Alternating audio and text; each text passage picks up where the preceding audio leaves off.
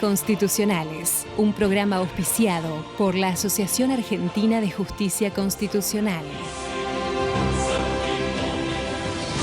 Bienvenidos a Aires Constitucionales, espacio de la Asociación Argentina de Justicia Constitucional. Pueden seguirnos en nuestras redes sociales y encontrar todos nuestros programas en nuestro canal oficial de YouTube. A partir del 5 de noviembre, por resolución de la Organización de los Estados Americanos, la OEA, la Asociación Argentina de Justicia Constitucional forma parte de las organizaciones civiles registradas en dicho organismo a fin de su participación en las diversas actividades de la misma y su difusión. Asimismo, el 21 de noviembre tuvo lugar la Jornada Nacional de nuestra asociación en la ciudad de Gualeguaychú, de la provincia de Entre Ríos, sobre justicia nacional y autonomía municipal, con la participación de destacados disertantes internacionales y nacionales, magistrados, académicos y destacados referentes del ámbito jurídico. Ahora vamos a una breve pausa y ya volvemos con más Aires Constitucionales, hablando hoy de los amparos de salud con nuestros destacados invitados. Aires Constitucionales, un programa auspiciado por la Asociación Argentina de Justicia Constitucional.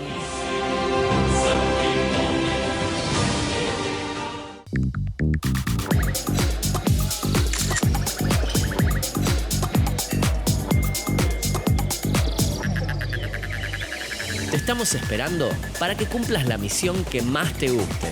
Misiones, hacé la tuya.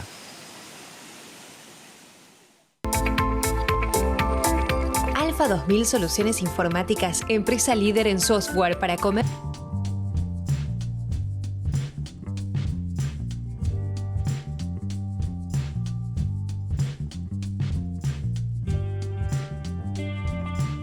En Vicente López la seguridad siempre fue una prioridad. Tenemos más de 2000 cámaras funcionando y sumamos más patrullas en las calles. Porque cuando de seguridad se trata, no tenemos excusas. Trabajamos para mejorar ayer, hoy y siempre. Vivamos Vicente López.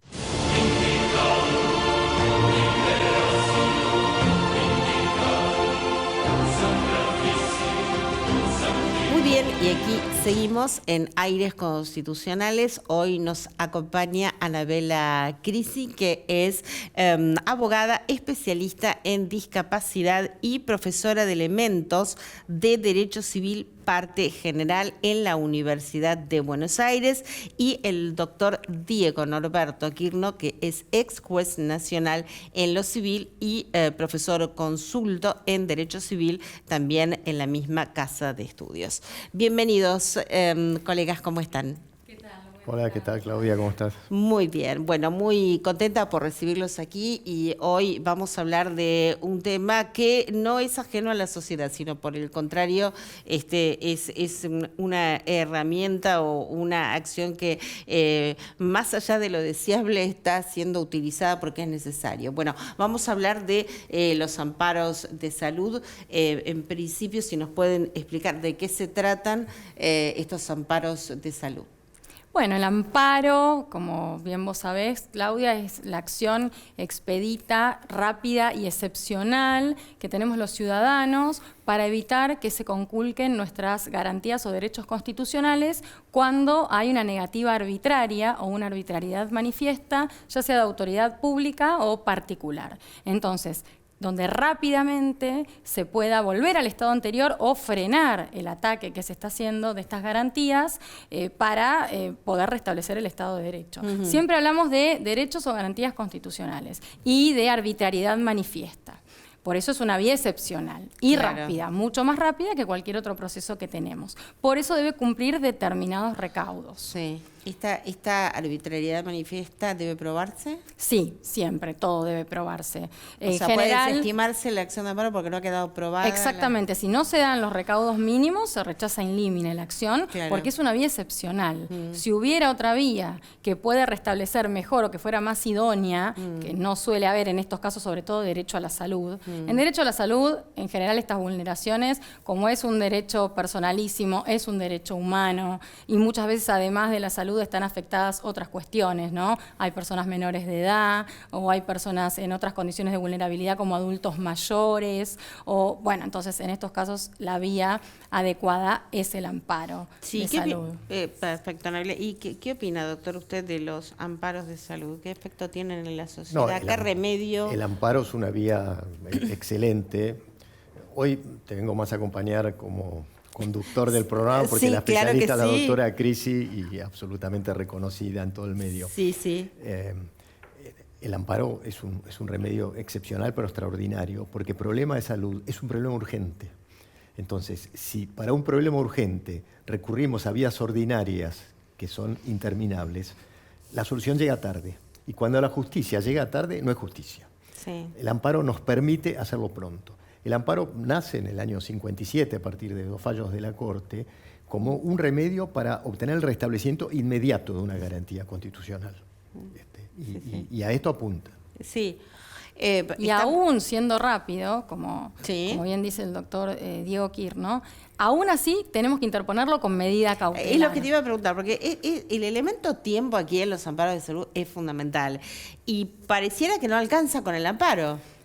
Pareciera O sea, solo con el amparo, digamos. La mayoría de las veces no alcanza solo con el amparo, por eso estos amparos interponen con lo que se denominan medidas innovativas. Claro. Son más que medidas cautelares, Claro. porque implican un anticipo de la jurisdicción y el objeto de la medida innovativa coincide con el objeto del amparo.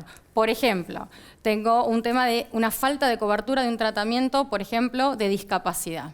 Entonces, en la medida cautelar pido exactamente lo mismo, que inmediatamente la obra social o el agente de salud restituya u otorgue la cobertura, que es lo mismo que estoy pidiendo en el amparo. Claro.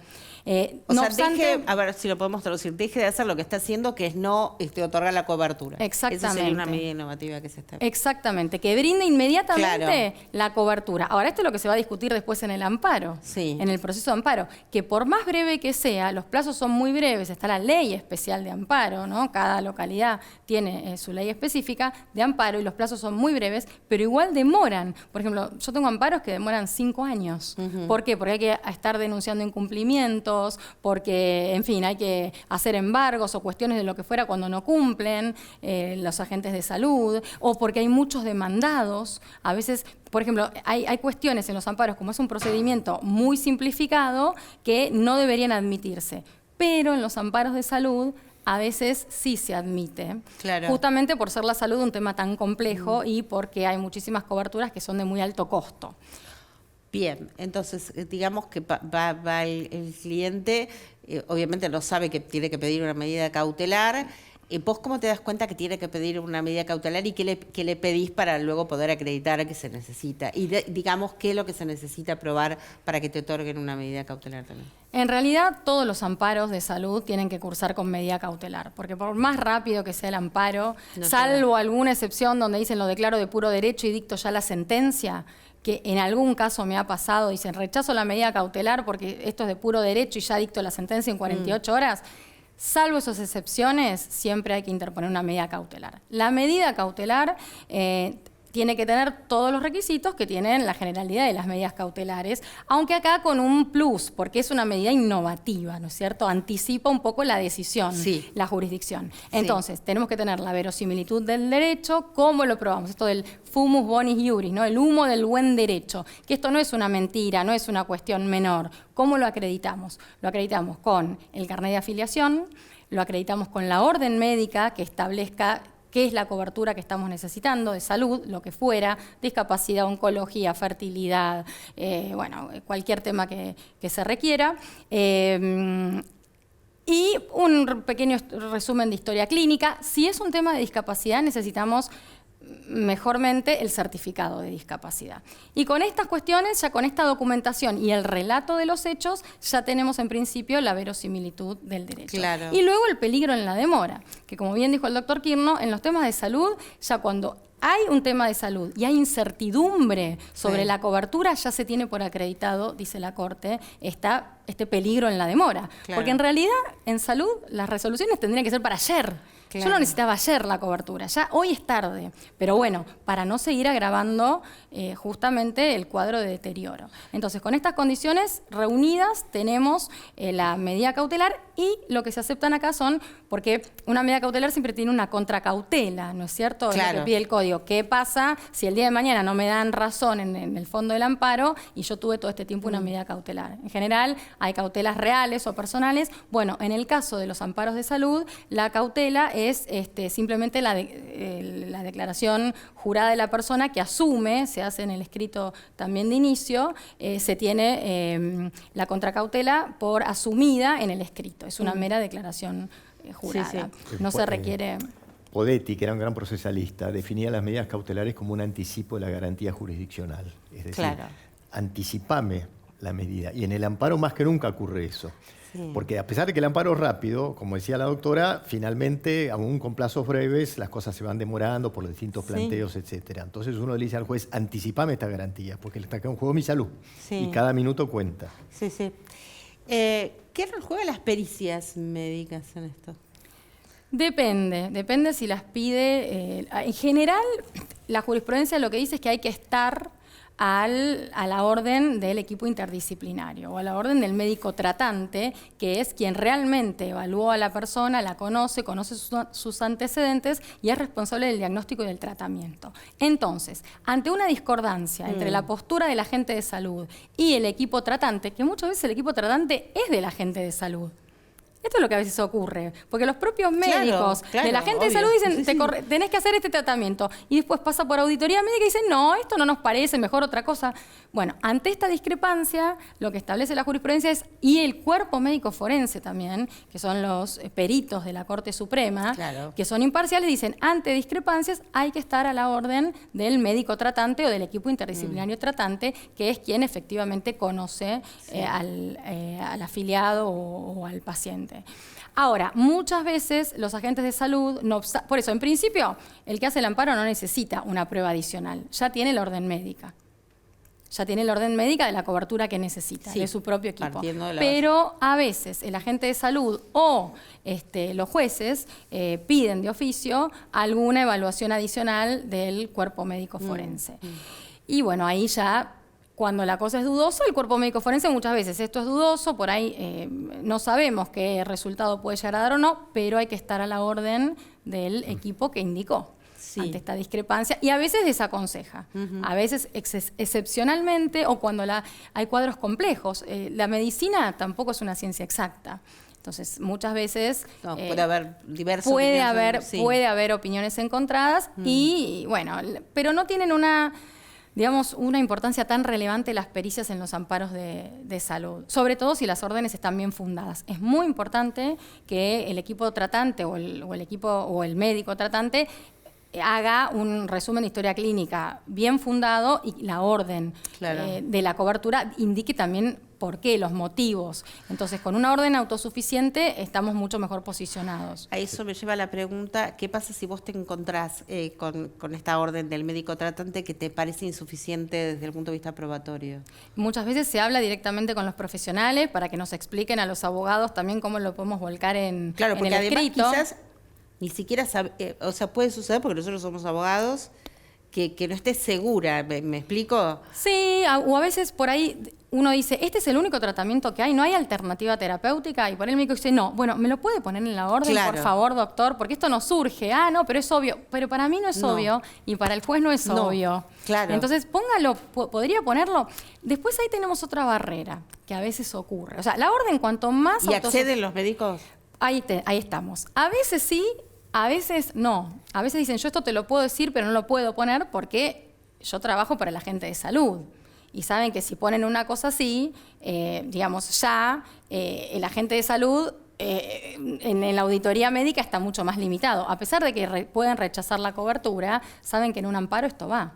Si la orden está tan autosuficiente que dice es este tratamiento y es la única alternativa, o la mejor alternativa, o incluso a veces los agentes de salud proponen otra alternativa y el médico dice no, esta alternativa no va. Bueno, ¿me lo puede poner por escrito? Si lo ponen por escrito es fantástico, porque ya lo tenemos.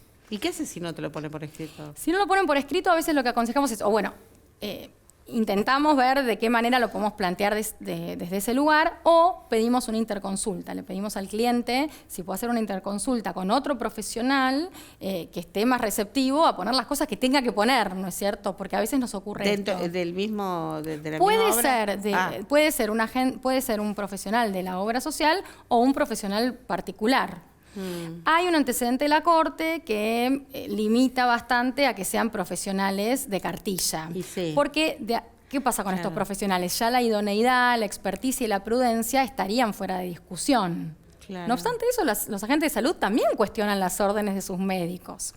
Pero no es que por ser un médico particular queda automáticamente menospreciada la orden o subvalorada. No, es una orden médica también. Después veremos si era acorde o no era acorde, claro. Pero preferentemente que sea de cartilla. Lo que pasa es que a veces los médicos de cartilla no se animan a hacer la orden. ¿Qué tema doctor? Hay un caso célebre que nosotros vemos con la doctora en la facultad, el caso Zahir Idib, que era sobre trasplante de un riñón que quería dar una chica de 17 años a su hermano de 18.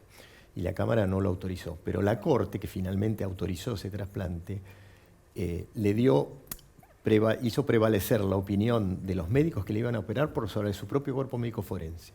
¿Por qué? Porque en esta materia de medidas cautelares o medidas autosatisfactivas o estas medidas anticipo la garantía jurisdiccional a la que hacía referencia la doctora Crisi, siempre hay que obrar con criterio amplio. ¿Por qué? Porque el derecho no es una ciencia exacta y solo la sentencia nos da certeza jurídica, pero a veces se demora para llegar a la certeza.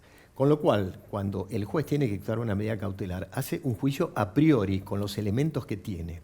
¿Y con qué criterio actúa en ese caso? Cuando está en juego la salud, con criterio amplio. En caso de duda, autorizo, porque no autorizar puede implicar la muerte de una persona o una lesión definitiva. Entonces, lo importante es que en las medidas cautelares siempre se obra con criterio amplio. Claro. Por lo menos debería obrarse con criterio amplio. Y el tema de los tiempos, ¿no? Cuando están las apelaciones, ¿de cuánto estamos? Una medida cautelar está demorando actualmente como promedio entre 15 días y un mes y medio. Algunas salen antes, algunas increíblemente, por ahí en provincia de Buenos Aires, algunas en 2 días salen las medidas cautelares. Porque ¿qué pasa también acá? La medida cautelar en principio se dicta inaudita aparte. Significa que no se le avisa a la gente de salud que se dictó la medida y directamente se notifica que tienen que cumplirla. Pero en salud lo que ocurre muchas veces a nivel nacional es que sí se da una intimación previa a la gente de salud para decirle, mira, ahora iniciaron el amparo. ¿Vas a cumplir o no vas a cumplir? A pesar de que ya está la negativa, porque ya por ahí hubo un intercambio telegráfico o porque ya por ahí enviaron un mail diciendo que no van a cubrir, pero como va a ser una medida justamente innovativa, a veces se da un traslado previo, o sea, no se dicta inaudita aparte muchas veces. Esto demora. Entonces, más o menos una medida cautelar, podríamos decir, está demorando entre 15 días y un mes y medio, depende el juzgado. Y los amparos no deberían durar más de 6 meses, esta es la realidad, pero a veces también se extienden más. Bien. Porque aparte depende de la afección. No es lo mismo necesitar un trasplante urgente de corazón o una operación de envergadura que un tratamiento de fertilidad que si no se hace este mes se puede hacer el mes que viene. Entonces, en cada caso hay que apreciar cuál es la urgencia para apurar la decisión, ¿no? Y también es cierto que no es lo mismo si es una sola prestación que se agota en un uso, por ejemplo, una intervención a corazón abierto, lo que fuera, que es una prestación, entonces en general se produce la medida cautelar y después ya la causa se declara abstracta, pues ya se hizo. Entonces, bueno, ahora veamos si tenía o no razón, no hay prueba, ya está, ya se hizo, que si son prestaciones mensuales, por ejemplo, de un tema de discapacidad, de un tratamiento permanente o lo que fuera, ¿no? Bien, en el tema amparos de salud, ya que se mencionó el tema de la fertilización asistida, ¿cómo va esto? ¿Cuál es la obligación que tienen por ley las horas sociales, las prepagas? Esto es muy interesante porque pareciera como que hay un desconocimiento y fue un tema muy debatido en su momento que tenía posiciones encontradas. La ley de fertilidad dice que hay que dar una cobertura integral para que las personas puedan organizar su vida y poder planificar su familia, porque esto tiene que ver con el tema de la fertilidad, y hoy por hoy no hay dudas de que la fertilidad está dentro de lo que es la salud. Porque antes, por ahí, si una persona era infértil, como no estaba enferma técnicamente, no se consideraba que estaba dentro del derecho a la salud. Hoy no queda ninguna duda que la salud entendida en este sentido amplio que dice la Organización Mundial de la Salud como el más alto estándar de bienestar físico, mental y social, los temas de infertilidad sin duda atañen al derecho a la salud y al derecho humano, ¿no?, de reproducirse, de formar la familia, en fin. Entonces, la ley apunta a proteger esto. Puntualmente, los agentes de salud tienen que cubrir hasta 4 tratamientos de baja complejidad de fertilidad. Los de baja complejidad son los que la concepción se produce dentro del útero. Puede ser estimulación ovárica, entonces eso es dentro del útero. 4 por año y hasta 3 de alta complejidad, y acá la duda que venía era si estos 3 de alta complejidad eran por año o de por vida, porque el decreto reglamentario de la ley no era del todo claro. Claro, no lo establece expresamente si es de por vida o es anual. ¿Y cuál es la jurisprudencia en este sentido? Al principio estaba bastante debatido y el Ministerio de Salud también había dictaminado que eran 3 de por vida, justamente porque baja muchísimo el porcentaje de éxito a partir del... Estadísticamente, ¿no? Estadísticamente. Yo tengo un montón de clientas que han quedado, queremos llevar también tranquilidad. Claro que sí. Chicas de edad más avanzada que han hecho por ahí 6, 7 tratamientos y han logrado sus embarazos. Entonces, pero no hay una regla exacta para esto. No, por eso también... Cada caso es particular. Yo tampoco soy médica, pero no quiero decir una cosa que por ahí además, estadísticamente bajaría, vamos a decirlo en potencial, bajaría el éxito, el porcentaje de éxito a partir del cuarto tratamiento, y también habría, como en la salud de la mujer, digamos, un golpe, ¿no es cierto? Son muchos tratamientos de alta complejidad y esto también estaría evaluado. Además de los costos. Como la salud tiene que tener, digamos, prestaciones equitativas y universales para todos los ciudadanos, bueno, estos serían los costos que se habían como presupuestado administrativamente. No obstante esto, la Corte, cuando tuvo que hacer la evaluación de la interpretación de la ley, porque en realidad es un tema de interpretación de la ley, que cómo se interpreta el decreto. Hablaba de esto que decía el doctor Diego Kirchner, ¿no es cierto? Estos derechos son amplios, se tiene que mirar de manera amplia, es el derecho a la salud, son derechos humanos, que son pro homine, es a favor del ser humano, y tienen que ser progresivos, no regresivos. Entonces, de ninguna manera se puede coartar a 3, es como si uno tiene un derecho, pero solo lo puede ejercer 3 veces, y si no, ya lo tendrían que pagar los que pueden hacerlo de manera particular. Acá es interesante porque, decía la autora, es un tema de interpretación de la ley, y había un autor insigne, Fornieles, que decía que el intérprete del derecho no puede permanecer en un estado de indiferencia por los resultados. Y entonces uno no puede ser indiferente frente al resultado de la interpretación. Si tengo 4 por año, ¿por qué en este otro caso solo 3 de por vida? Son dentro de un mismo párrafo de la ley. Es obvio que se refiere a 3 tratamientos anuales, no de por vida. Porque en definitiva, además, ¿cuántos tratamientos de fertilidad puede hacerse una mujer? 200. Claro. Es decir, hará 4, 5 y llegará un momento donde ya los médicos le dijeron, bueno, ya las posibilidades se agotaron, ¿no? Claro. Por eso ha sido valiosa la interpretación de la Corte, que en el sentido de que hay que garantizar 3 por año, no 3 de por vida. Claro, pero queda claro entonces que si bien se pueden pagar tratamientos privados para que da elección, pero existe entonces la posibilidad y no solo la Corte Suprema lo dijo, sino que hay un plenario a nivel nacional de la Cámara Civil y Comercial Federal que establece que son 3 tratamientos por año. Entonces, es bueno que la gente sepa que tiene derecho a esta cobertura. Y el tratamiento incluye todo, crioconservación de embriones, quizás ovocitos extra, o sea, el tratamiento incluye todo.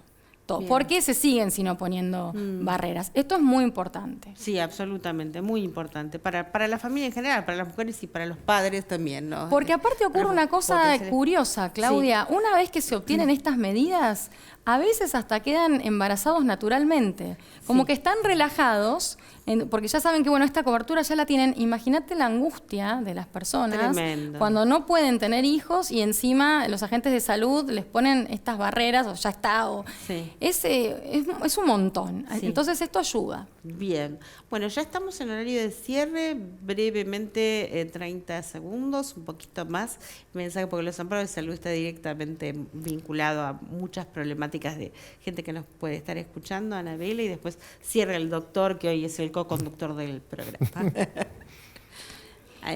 Para cerrar. Esa es tu cámara. Cuando cada vez que haya una negativa de un agente de salud y haya temas, cualquiera sea salud mental, de fertilidad, de discapacidad, es muy importante que sepan que tienen derecho a obtener la cobertura integral y ante cualquier duda no se queden con lo que digan los agentes de salud, sino consulten abogados especializados para poder defender sus derechos. Es muy importante que sea algo rápido, expedito, como puede ser a través de la vía del amparo, que tiene poquitos requisitos como los que vimos, que los pueden juntar rápidamente y que pueden mejorar muchísimo su calidad de vida. Muchas gracias, Anabela. Doctor, para cerrar. Mi reflexión es más que nada para las obras sociales y para las entidades de medicina prepaga, porque nosotros confiamos nuestra salud a una entidad o una obra social. Y después esa obra social no nos devuelve la confianza. Confiar es fiar con, creer uno en el otro. No me devuelven la confianza porque cuando tengo un problema no me lo reconocen. Y entonces tengo que ir a buscar un abogado especialista, como es el caso de Anabela, para decir, protégeme de lo que son mis derechos, pero son mis derechos personalísimos y derechos constitucionales. Muy bien, doctor. Bueno, muchísimas gracias, Anabela, por acompañarnos y compartir tus valiosos conocimientos en la materia. Claudia. Muchísimas gracias, doctor, por acompañarme hoy. Fue una buena práctica. Me va a seguir acompañando, entonces. Bueno, muy bien, nos despedimos entonces hasta nuestro próximo programa, como siempre, aquí en Metro.